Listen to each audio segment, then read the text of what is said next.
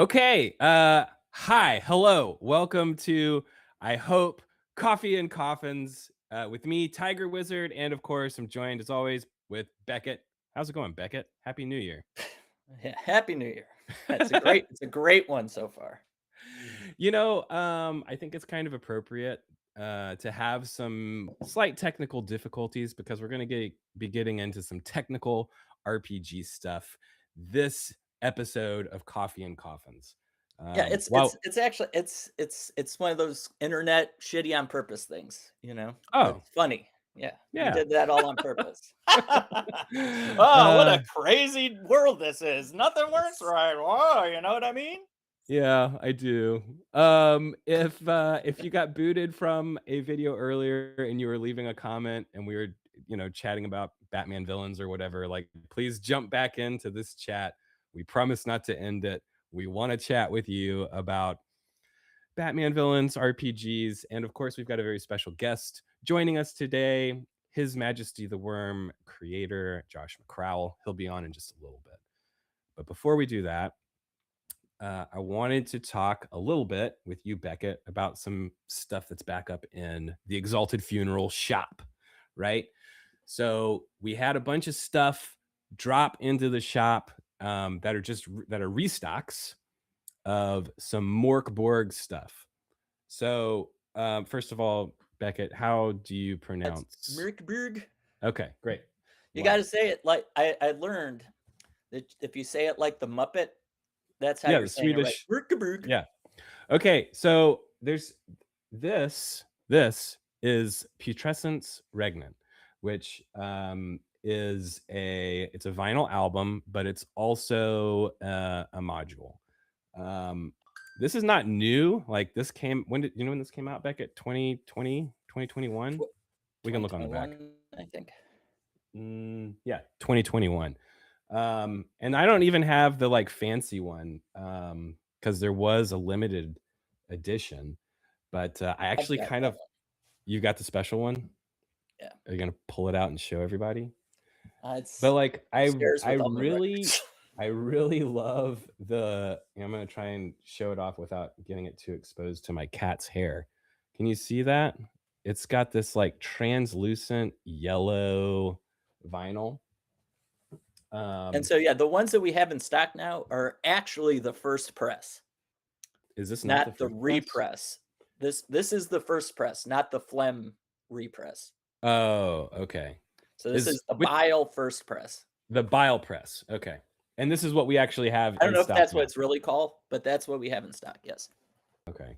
The So original anyway, first the press. this was a collaboration that we did with Games Omnivorous as well as Stockholm Cartel, and I'm gonna open it up, I promise. But Beckett, have you played this? Have you played this adventure or played this record? I've played the record, but I don't play games. This is Okay. just childish. How silly. Um, the thing that I wanted to talk to you about was there is when you listen to the music, it's a very sludgy, drony metal. I it's my kind of jam, but there's some narration that goes on top of a couple of the tracks. Maybe it's just one track. I don't remember. But it's Wayne June who also did the voiceovers for a game that you did play. I know that you've played games because we've talked about this game that you've played. Tell us a little bit about it. That's such a Darkest Dungeon. Darkest Dungeon. Yeah, tell us about it. Yeah. Um, it's Mm, very scary. clarity. I've never played it, so you have to Oh, you talk to have? me as Okay. though you're talking to a child.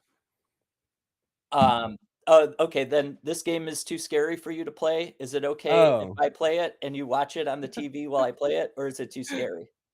it's Actually, probably that was Darkest Dungeon 2 that I was saying that not too long ago, and it scared Barkley too much, and I had to stop playing. Bert thought it was cool scary. cool. They're Scary. finally starting to understand the distinction between real scary and cool scary. Um, but anyway, yeah, that guy died, the Yeah, Darkest Dungeon guy. a Also, loss. I, uh, I backed the Kickstarter for that board game, and, I paid extra for, like, the reship, and I still didn't get it. So, yeah, I need to be on the internet making some comments, I think, because Well, that actually although is the kind of artwork in the on this record looks very trollish, I would say don't become an internet troll. That's not gonna be good for anybody. But from what I understand, there are only a very few of these left. I wanted to show it off before, it's gone. Um, so there it is. yeah. So, yeah, I think there's, like, 20-ish left, and then that's, like I think that's it. I think that's all of them that exist. Yeah. Um, And then your only 'Cause the option second press is all done. is to ask Beckett for his copy because he doesn't listen to it or play it. I don't really know why you even have it. You might as I well told just you I give it listened away. to it. Oh, you did Yeah, I listen to it. listened to it. Yeah, yeah, yeah. Oh, just doesn't play it. Okay. I mean, Who's got time? yeah. Mister has a baby and is still allowed to go to games. Every now and then, right? Not every You were night. telling me you were going to Warhammer 2 days ago. That was on Monday, sir. And yeah, Yeah, it was that it was you were awesome. yeah, Do you want me to tell you about that? sure, yeah, are you playing 40K or No, so there's this new kill team mode, which is like a cooperative thing that you can do. I forget what it's called, but we were playing the Emperor's Children, which are like, badass space marine wizards. Um, and they basically you have these like waves of bad guys and you're like trying to do an objective together. So instead of, duking it out with your buddy, you're like trying to strategically with your buddy, like, beat the game. Um, so uh, I have a feeling like my friend that I play with isn't watching right now because he has a day job. So I think I can say this, but I think he got tired of me just like wiping the floor with him every time and was like, hey, let's try out this uh, co-op co-op mode so that it's not just like one or the other of us getting trounced. He did trounce me a couple times, to be fair. Um, but yeah, it's so pretty fun. I don't think that's why, because if he really did think that way, then he'd know you'd be like, "Okay, we're gonna do this." Uh, And that's the worst in a like, hey, mm, like, I've played Pandemic once, and I yeah. did not like it at all, but I don't know, I mean, also, it's not really my vibe, but the dude I was playing with was just totally like, "No, no, no, no, no, no, use that power. Oh, hey, nope." And, yeah, I'm that definitely not that person in our Warhammer games. are you I sure? I am sure. I don't even know what all the pieces do a lot of the times, and I have to look everything up as it's So you're happening. gonna talk about always beating your friend, and then Luck, talk about how you don't good even know how good the dice game rolls. works? Good dice rolls, Is baby. that a slide is what's that called, a I'm secret diss?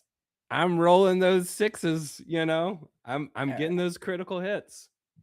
I know enough about the game to false modesty, it's just a false modesty yeah, that's exactly thing. what it Okay, was. cool. Um Okay, so I had another thing I wanted to talk about, and I was hoping that we would sort of naturally have a segue into it, but one hasn't really presented itself, so I'm just going to grab it.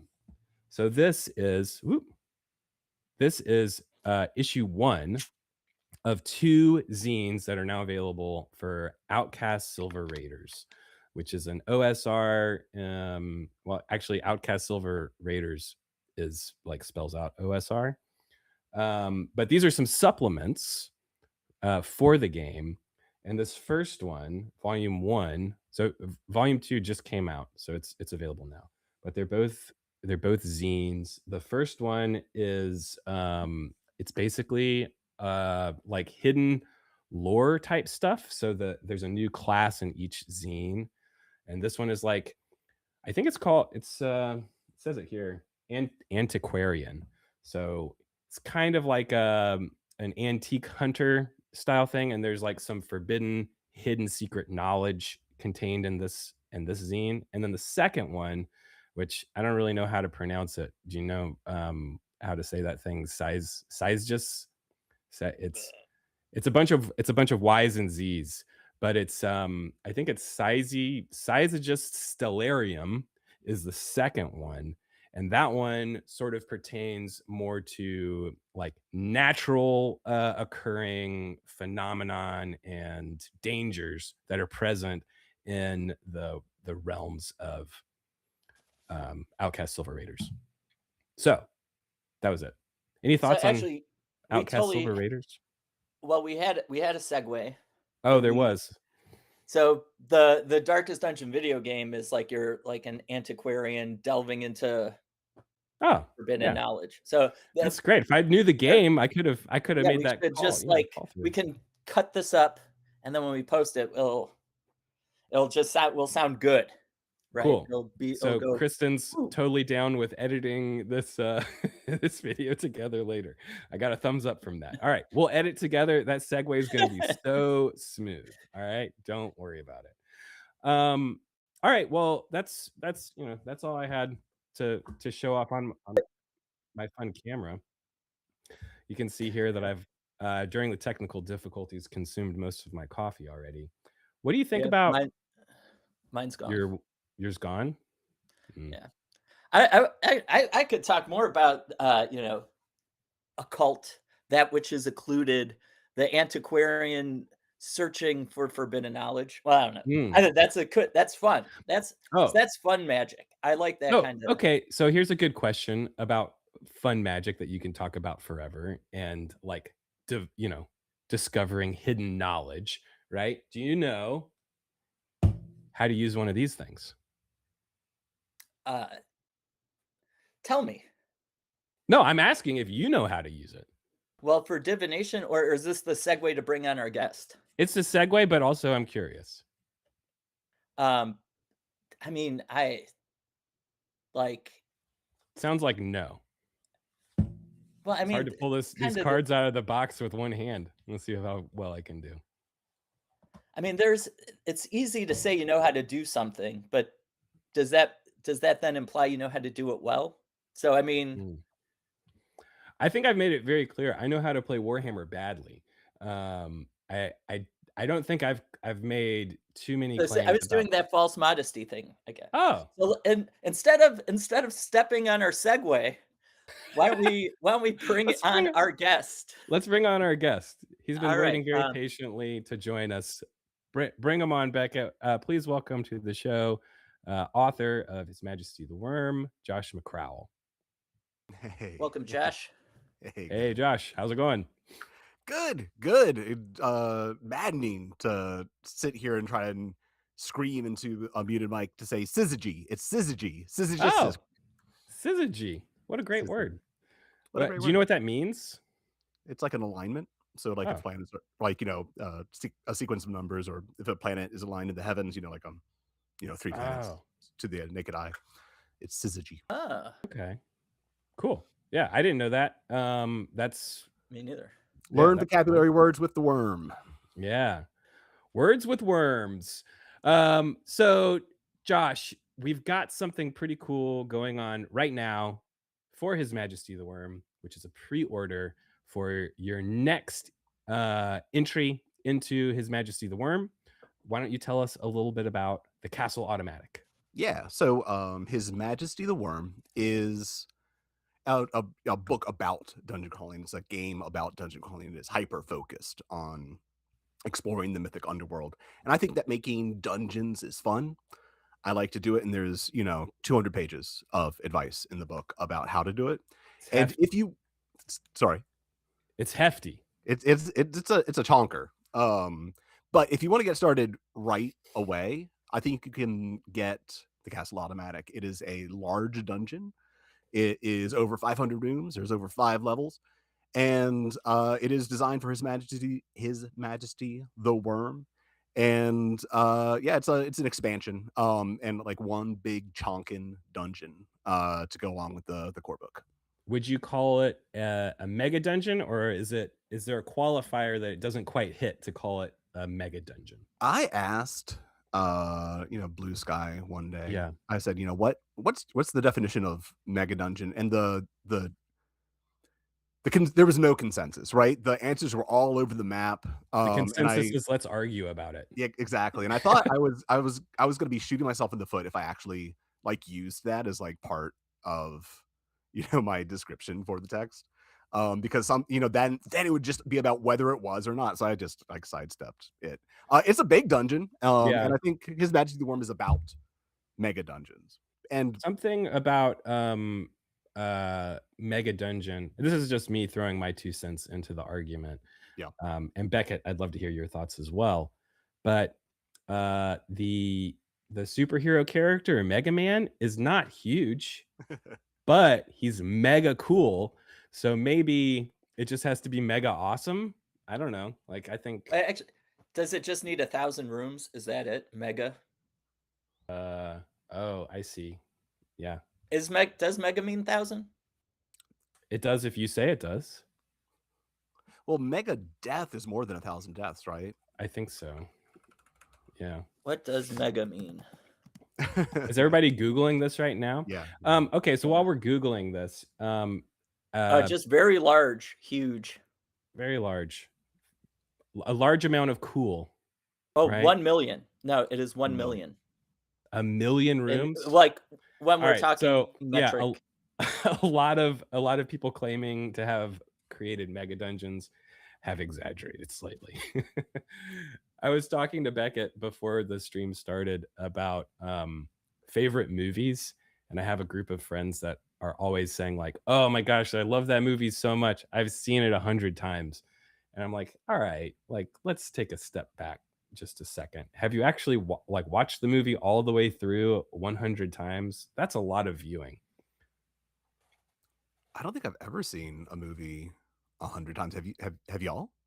I think if No. you realistically kept a count of like how many times you'd seen a movie, you would be shockingly under whatever your exaggeration I mean, if I'm count is. 40 and if I watched like a movie like once a year, since I was 12, I still wouldn't have gotten to 100, like that's just like that'd be a Yeah. lot.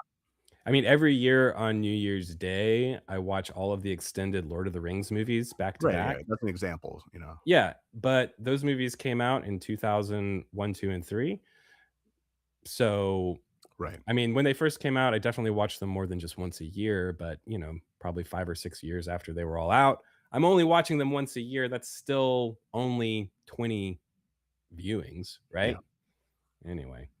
I Oh, think what? What? Beckett, holiday what? stuff. I bought myself a VCR Okay. so I could watch Wizards on VHS. Okay. And that's related because Bakshi also did the animated Lord of the Rings. That's true. I got it. I caught the segue. I wanted to I wanted to play a fun game, but I think you've turned off my little coffee cup cat camera. Yeah, because we can't. Yeah, Because it there's would not just enough be too space. crowded. Yeah. Yeah. So anyway, I do have a deck of tarot cards here, and what I'd like to do, if you're game, Wait, so actually, Josh. what we're assuming that everybody watching understands. Oh, what that the tarot there- card to His Majesty the Worm connection? Yeah, we didn't We should talk explain our we should talk segue. about Yeah, it. let's Yeah, do that. Let's talk about that. Hey, Josh, how do you use tarot cards in His Majesty the Worm?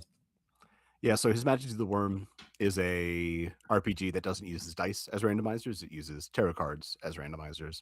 And in Worm's case, it's not tarot interpretation. It's just like, it's a random number generator. But my God, if tarot cards aren't like more metal than dice, like don't they look cool? They're Oh yeah. Yep. badass looking.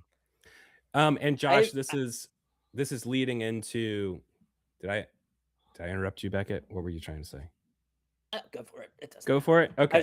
I love tarot cards for D&D stuff. I ran a campaign where my kind of like it was all sandbox randomization shit. So I assigned it each like campaign element, whether it's an NPC, a location, vibes to a tarot card, and then before each session, I lay out a little spread, and that was super fun. But you didn't actually study like what the tarot cards mean, because my assumption here, and this is just an assumption, but I'm assuming that Josh probably knows what the different tarot cards mean. Is that true at all? Yeah, No? like, vaguely, but, like, Oh, really, it's okay. not it's No, not, that's perfect. This is yeah, gonna yeah. make this so much more fun. So basically what I'm gonna do is I'm gonna shuffle and pull a tarot card randomly, and then Beckett, I want you to tell me what you think the tarot card means, and then Josh, I want you to tell me what you think the tarot card means, and then everybody in the chat, let us know, like, what it actually means if you know, okay? Alright, you ready? Yeah. Yeah? Beckett, Yeah. are you ready? I'm ready. Okay. I'm probably not doing this correctly. Alright, here we go. First one. That's the Oh, Fool. wow. Oh. Okay. Seems like a pretty easy one. So yeah, Alright, Beckett, what does this card mean? like for I don't real? Yeah. Well, it's it represents the beginning of journeys Mm, and new experiences. okay. Uh, but Yeah, but Beckett's yeah, right, yeah. I wish I had like a funny one. Yeah, like you pulled the one card I know. Yeah, Okay, yeah. well, what 'Cause I'm alright, well, always like, what oh, the Fool, I know that one. what about this little dog here? He's your Actually, friend. so I kind of want to get. So I've got one kid named Barkley, which is Oh, like yeah. named after a Sesame Street dog, right? Mhm. Oh, I thought you were talking about the Sesame Street dog when you talked about Barkley earlier.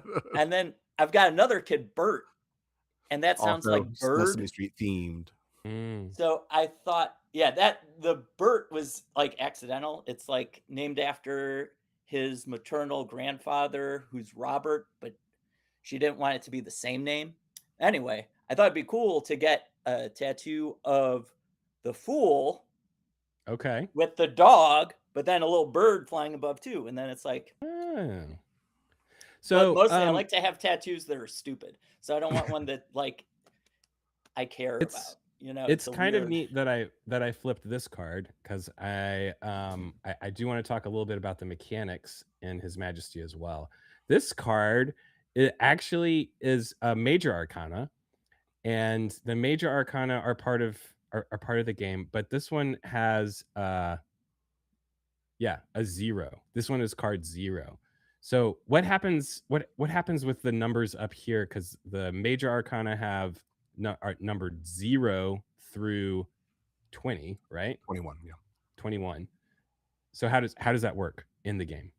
Yeah, so there's two types of tarot cards for people that don't know. There's major arcana and minor arcana. The minor arcana are very similar to poker decks. You know, they have the same origin, right? Um, so you know they have 4 suits, Here's a one minor one. 1 through 10, and then some face cards. Tarot decks have one more face card than a standard poker deck, and then the major arcana are numbered 0 through 21. They're trumps. If you're going to play, you know, the tarot game.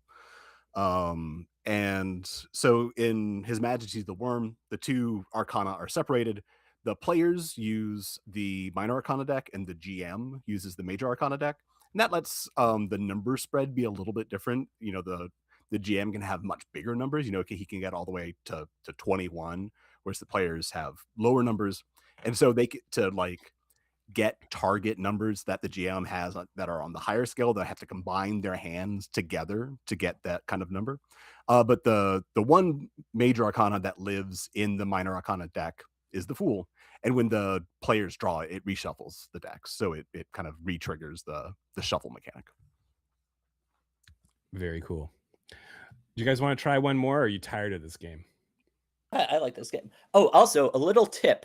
If you ever want to get additional minor arcana cards, if you buy either Italian or like Puerto Rican playing card decks. So if you got playing card deck and it has like the Puerto Rican flag on it, there's a good chance it will be like swords and clubs rather than French poker style. So and Were the if like spades derived from swords? Yeah. Yeah. Like a little cutesy chibi sword? and then clubs or wands. Yeah. Oh, look at that. What is that? Is It's that the tower? No, it's a pentacles. 10 of pentacles, Pentacles, but is no, it's not. It's actually it's right facing. So I thought I'd pulled it inverted, but it's not. This is right reading. Okay, Beckett, what does 10 of Pentacles mean? Oh boy. I'm gonna say. Here, let me look at that. Yeah, look at the card. What is the I'm card trying. speaking to you? Yeah, it's too little. I can't see. I thought Yeah, that was okay. a tower.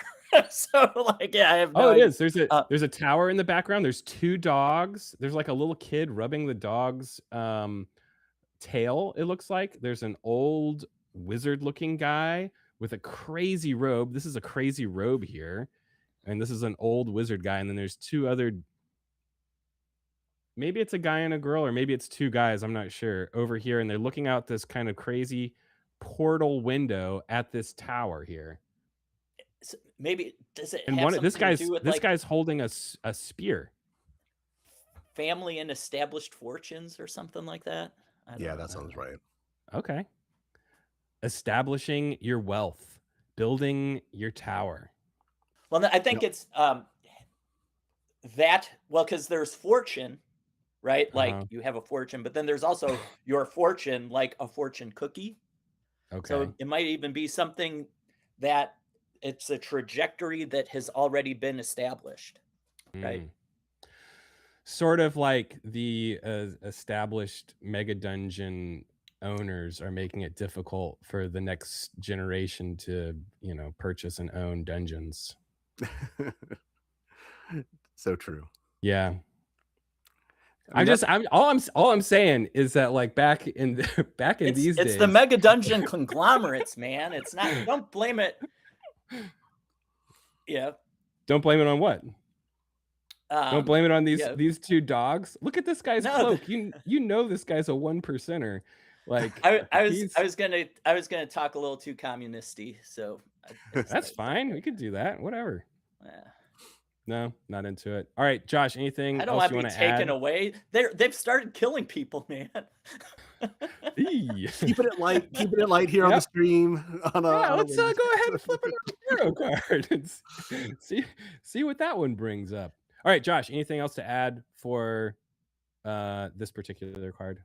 No, but I was thinking that like that arc from like I'm raiding dungeons to owning dungeons, that's the typical D&D experience, right? Like Mm, you level out of raiding dungeons and you establish a stronghold. Your stronghold naturally, just like, because like as soon as a rat man sees a tower, they just start going into the basement. Like that is like the truth of the world of D&D, like in the first edition D&D. yeah. Just writing like as soon as like somebody starts building something, like a slime just loves to go in there. He just kind of naturally spawns, and then you become like a mega dungeon owner. So it's this rags to rich. I mean, it's the, if we're never going to own our own mansions, we're never going to be the 1% who can role play as them. Yeah. And that's the joy of role playing. Oh well.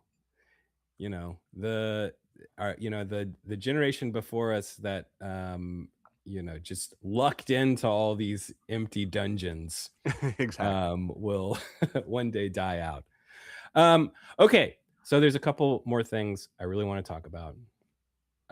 We sort of breezed over it when we were first talking about what the Castle Automatic is, but there is an ongoing pre-order campaign, and something that's really cool about this campaign is there is a bonus map that you get. It's a beautiful map, Beautiful. just like stunning work. I don't know how to pronounce his name, but I believe it's Guy, but it's spelled like Guy Smiley. Another Sesame Street reference there. And it outlines all of these different portions of the Castle Automatic. Tell us about it. Tell us about commissioning that. Like, it's just beautiful. It is gorgeous. I was flabbergasted at Great word. Guy's work. Once again, words with worms. It's I think you can, if you go to the pre-order campaign page, you can see a copy of it and zoom in on it and like linger over the details. It's one of those Where's Waldo maps where like it's kind of fun just to look at. Oh yeah.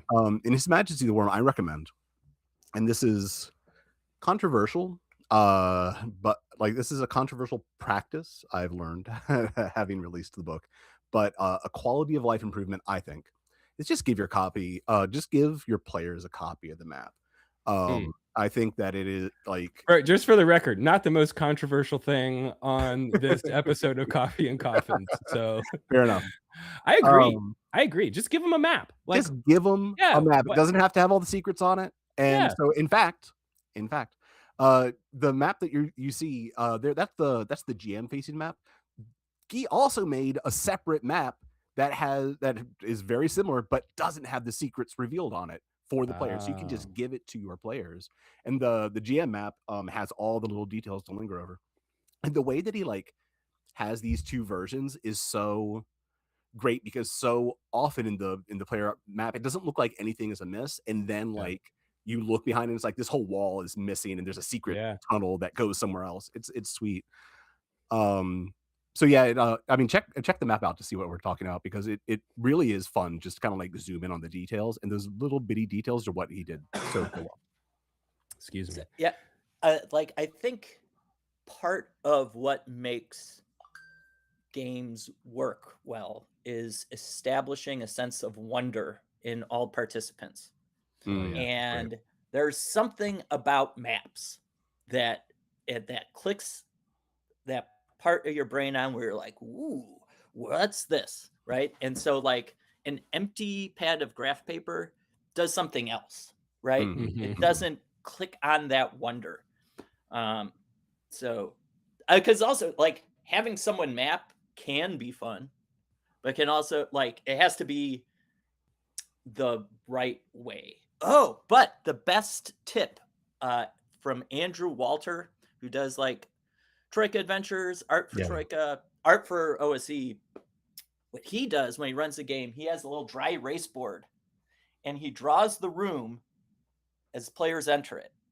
Then when they leave, he erases it, which solves the, Oh, yeah. okay, it's like 50 feet wide. Well, where's the door? It's kind of in the middle, but not quite. How many squares over? It's like 3 squares over.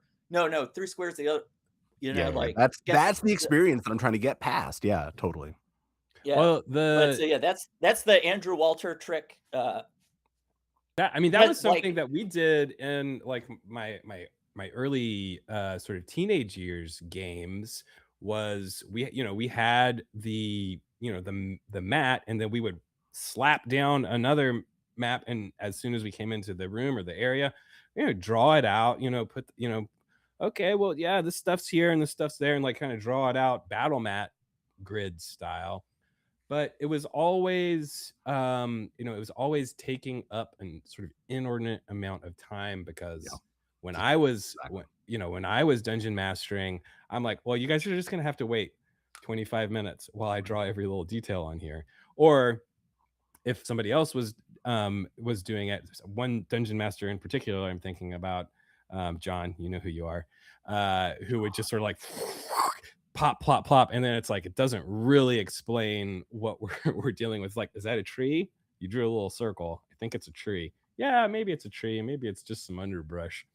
So I think having the map already sort of outlined ahead of time is a great way to do it, and especially if you have a map like the one that comes with your pre-order of the Castle Automatic, you have all these sort of different sections that you can reveal one at a time, or like Josh said, just give them the map at the start.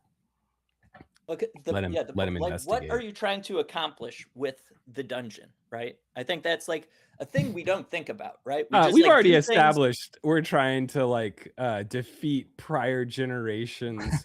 Generational wealth. Yeah, generational wealth. That's obviously what we're doing. Sorry, Beckett. You had a good point. I mean, like game one, like conceptually game, like yeah, different practices. Like people just kind of ignore like that. There's like an intention behind and a result of particular things we do when we're playing games, and so it's like, oh no, we do this because that's what we're supposed to do. It's just like a bad idea. Instead of like, I can't give my players the map. It was foretold that you can't do that. It just, well, I think that maybe this plays into some of the philosophy that I feel like, Josh, you're very present or active in providing for gamers, is providing some sort of guiding principles for dungeon masters, that providing an abundance of information is generally a better Right. move Right. than trying to obscure and hide stuff. Right. Um, A and game, why do you think that works so well?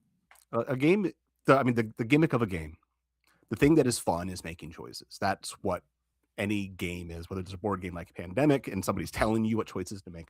And like in video games, the choices you're making are like maybe muscle twitch based, but gaming, the thing that we like about gaming is making choices. And in a role-playing game where the whole world is being built by a kind of our shared understanding of space is mapped out by people's descriptions and then the questions about those descriptions, the more information you can give your players, the better choices they can make and the more fun everybody will be having. And holding information back is just like we are shooting ourselves in the foot when we are doing that, Yeah. as gamers, as on either side of the GM screen. I think that GMs should be barfing their guts out in terms of like all the cool stuff they have in their Yeah. head, and you want to give that to your players so that they have as much shared information with you, because like there's so many like these little gaps of like skills in terms of what you say and what people hear, and the more we can get around those gaps, like the more fun we're all having at the table. So yeah, just give your players as much information as possible, and do that. I do think that like the fun of exploring a dungeon and staying in a dungeon is exploration, but like Mhm. knowing the the physical shape of the rooms, and you're like, oh, there's two exits, but I don't know what's in them. Is it a slime? Is it a treasure? Like that's the fun part. Knowing there's two exits isn't the fun part. Like give them the map and let them find out what's in it without having to do that like song and dance, just like Becky described, of like, no, it's like a little bit further north. It's like, oh, Uh-huh. I need to do it. I'm going to spend 20 minutes on this dumb detail. Just give them the map. Give as much Why information. would you yuck my yum? I care about numbers Because and doors. it's what I do. That's my yum. Yeah, that's my go-to. My yum is yucking. Oh, So that makes sense. where So I just threw it into the chat, and we are gonna probably run just a few minutes over because we started a little bit late. Sorry about that again. But if you do have any questions and you're in the chat right now and you want to drop them in there, go ahead.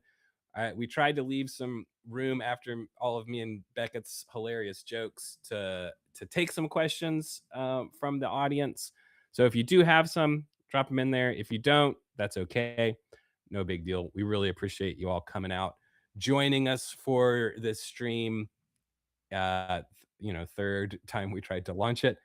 Um, Beckett, is there anything else that you want to like really hit on before we start it's going to be a slow wrap up. We're going to do a uh, slow wrap up today.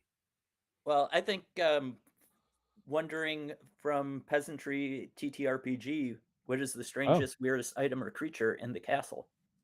Would be a good place to start. There's a lot of Start weird the end. there's a lot of weird creatures in the castle. Um well, maybe in we could be a little bit more specific. What's your favorite weird item or creature in the castle? yeah, I there's a all right. In there's eventually, one of the things in the castle was built to guard these four magic treasures. And in the room that holds the chalice that gives immortal life, there's different idols, and you can interact with them. And there's like these little puzzle elements that are It's happening. just like the movie Labyrinth, right? Uh, the Labyrinth RPG is one of the most fun I've ever had playing RPGs with my friends.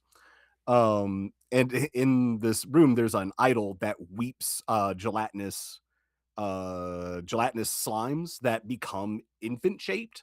And she Mm. can do it as much every time you trigger her, she creates these slime babies. And when you defeat the slime baby, they become potions of stone to flesh. So as you're defeating them, the stones on um the tile floor are becoming fleshy, and you have to pick them up and like use them to uh like interact with other objects in the room. And I think that's probably one of the weirder monsters you have to fight. That's fun. It's like little fleshy baby Yeah, jello slimes. Yes, shots. baby Yeah. slimes. Mm. It's good to have in your Yeah. dungeon. We got another question from Loop Quantum Worm. Weird question. Maybe is the similarity between powered by the apocalypse rolls of 2d6 and successes at +7 plus and the draws from 2d14 and success at 14 plus. Okay, is that connection intentional? Yeah, yeah. So, in His Majesty the Worm, you in a essential like resolution, flip a card, add your attribute. If Right. you beat a 14, you have success. And then if you don't have success, you can opt to draw again and add that as well. So you have a 2d14, right? That's what the that's what Like the question is about. push your luck. I kind think of. yeah, it's a push your luck mechanic. I think the math comes out a little bit differently. So at a 2d6, right, like the bell curve, 7 is the most likely space for that to be. And it's a little bit different with a push your luck mechanic where you flip a card and then decide if you want to add another one, because if you fail twice, the failure becomes a great failure. Oh yeah, yeah. And so the reason that is game feel. I think there's like game feel and toyability is like a really underrated thing that we talk about. When it comes like if you actually crunch the numbers, like your success rate on those things is if you push your luck is like 75%. Like you as opposed to the bell curve. If you push your luck, you are very likely to succeed. But that like quarter of a chance to fail instead is such a our ape brains have such a negative reaction to it. We draw Oh, yeah. back from it. And so like every time that you make a test, my table, we all talk about it. Everyone like is leaning over the table as they flip the first card, and we all kind of do the calculations. We're like, okay, it's a 10, so you need a 4 better. And then we like talk about it. It was like, well, you're gonna push. He was like, well, this is pretty important. But the disaster, if we A fail, greater like failure we right here really is even fail. more Then we have intense, this right? Yeah. moment, and so we only do it like twice a session, maybe. But every time it's actually pretty fun. So that's why they're balanced that way. That's fun. I thank you, Loop Quantum Orb, for the question. I really love push your luck games, and I learned about myself. I learned something about myself the last time I was playing Farkle with my aunts, which is even when the odds are not in my favor, the way that they would be with a card flip, I still prefer pushing. But it is so much more fun when you push and you have a better chance, right? When you have a higher likelihood of success and you choose to push your luck. It's a great tactile emotional feeling that you can get from that sensation. So Is that game called Farkle? Is that what you said? yeah, Farkle. Farkle. I don't know Farkle. That's a Oh, hilarious name. it's a game for old people. Okay. It's just You assumed I dice. would know it. No, I'm not surprised that you don't. It's just dice. I think you start with 6 dice and you just roll them, and then you have like I think it's like runs of like 1 through 6 or sets. Like if you get sets, they're worth certain points. I think 3 of a kind gives you a number of points. So like if you roll 3 ones, I think you get 300 points. If you roll 3 5s, you get 500 points. And then you keep doing that, and the idea is you want to get all 6 dice allotted to points, and then you can scoop them all up and roll again. But what inevitably happens is you have 1 or 2 dice left, and it's like, oh, do I just take this 300 points, which Right. seems kind of sucky, or do I risk it all and try to make some more points? So Farkle. I'm looking forward to the next RPG with Farkle based mechanics. Yeah. There have been some there was a Shadowrun Farkle game actually a couple years ago that was quite a lot of fun. It just added some extra, like, you can change the die roll elements and cards and stuff. But anyway, Beavermancer has another question for you. Did designing His Majesty the Worm change your perspective on TTRPGs in a way that you try to carry forward to other creative projects like Castle Automatic? That's a good question. I mean, I learned a lot making a book of that size, for sure. I learned a lot about the book making process, like Mm. with, and I think Exalted Funeral like watched me have some realizations like in real time, and it was like, I'm done. Here's the book, and they're like, okay, cool. It takes 6 months to print this and ship it over from like foreign lands, and I'm like, that's insane. Like, I've been just like, we get wood pulp from Canada. I'm like, wow, I'm learning. It was like a Mr. Rogers, 24/7. So I learned a lot about like, the act of making a book. Unfortunately, my I'm a like all RPG people. I'm an opinionated person, and I Mm. came into the act of making a book because I had opinions. When people make a game because they want to find the game for them, the game that they play with their friends. Make the game you want to play, right? Make the game you want to play.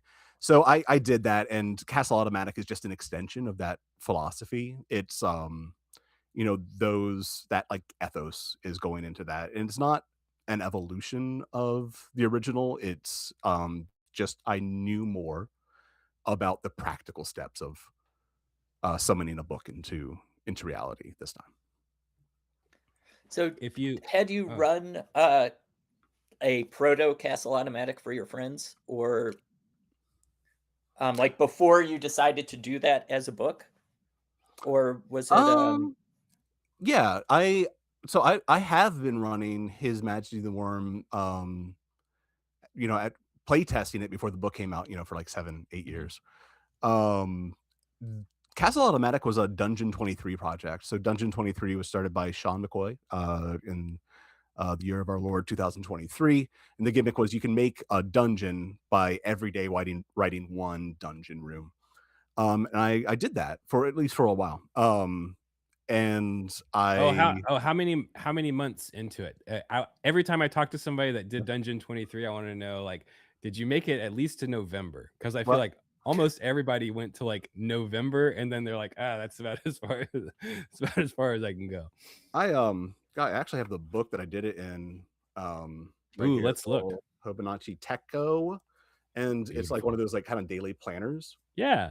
And I didn't think that I was going to the first project. They did a couple projects, and where does it start? In March, I think, is when I finished up. Yeah, so March the 19th, I stopped working on what would become the Castle Automatic, and I took a tarot card every day, and I Yeah. just like wrote a room based on vibes. And I once I love it. had written that, it's just got like a daily writing prompt. I policed all of those things up. I put them into a document instead of a notebook, into a Google Doc. I started making a dungeon based on them. I ran the dungeon for my friends. I changed a bunch of stuff. I ran it for another set of friends. And then I did other project like daily writing projects after that. I did a Hobbit one. So Ooh. I did like 100 room depth crawl for the Hobbit one, and that was all I planned to do. I was going to do a tarot thing and a Hobbit thing. Yeah. So I didn't get through November. Okay. Well, I mean, just to be completely honest with you, all the way to March is pretty good. I think we had Well, I got further than that with the Hobbit one. I got to oh, okay, yeah, yeah, yeah. through July. July. No. So half the year, that's impressive actually. So I think if you were to look at a graph of people that participated, you would see this huge spike Yeah, of, yeah. January. It's outside of the camera window, and then people that were still doing it like in February, and then it kind of evened out, and you were just sort of like, okay, these people feel like they have enough momentum to make it most of the year. I really what a fun project though. I really like the idea of like writing one thing a day. I've gotten back into it. I've been doing it on my blog. I've been writing this this big hex crawl, and I've been doing one entry a day. And I've gotten back into it, just like that daily writing exercise. I do it for about an hour. Is actually something I grew to love during 2023, and I got back into it at the end of last year, and I'm still doing so. I really like the daily writing thing. All right, well, you heard it here first on Coffee and Coffins. There's more stuff on the way from Josh. It's being written one day at a time, one brick laid in the dungeon a day. I think now is a good time to kind of wrap up this particular. Oh, I've got one more question that I hope doesn't take too long. All right, so this could take as long as you want, I guess. What is the favorite dungeon locale? A castle, a crypt or catacomb, a cavern. Is castle your favorite, or is that just what this happens to be? And those are not the only three options. No. That was just to kind of establish what I'm talking about. Yeah. What's the difference, right? My favorite castle locale, unfortunately, the castle automatic conforms to this. Man, I'm a sucker for Ravenloft. You guys have played the original Ravenloft module, like the original one. It's despite the fact the one that came out before the campaign setting box set or whatever. Right. I've never actually played in it, but the same dungeon master I was mentioning before, like he would just smatter stuff together. Like yeah. That's the way to do it. That right there is why I'm a big believer that like making dungeons is fun, because we've been doing it for 50 years and there's so many good dungeons out there. And the thing you actually need to do is find things you like and then just plop them in. And put them in. And I do that with Castle Ravenloft a lot, because I thought it was fantastic. A vampire castle is my favorite. Yeah. I love if there's a guy in a cloak or red line cloak watching me from a balcony, I'm having the time of my life. That's my all right. So we don't sell any Ravenloft stuff at Exalted Funeral. However, we do have Halls of the Blood King for old school essentials. That's available in the store. Go check it out. It's definitely got your cloaks covered. Got a lot of stuff to explore. Josh, this has been amazing. Can you shout out your blog for people to go check out? riseupcomas.blogspot.com. I talk about all the sorts of projects I'm doing there, and a lot of His Majesty the Worm jibber jabber. Cool. And like we've been talking about, please go check out the pre-order, which is up on exaltedfuneral.com, probably / something. Yeah, just look, you just click there, you'll see it. It's at the top somewhere, Castle Automatic. And if you pre-order before we get to the ready to release stage, you will be able to get, it's actually, we didn't talk about it, it's a physical map. It's not just a PDF. You get a physical, I think it's A3 sized. So it's a decent sized folded map that will come with the book. Anything else about special stuff, Beckett, for purchasing? I don't think so. No.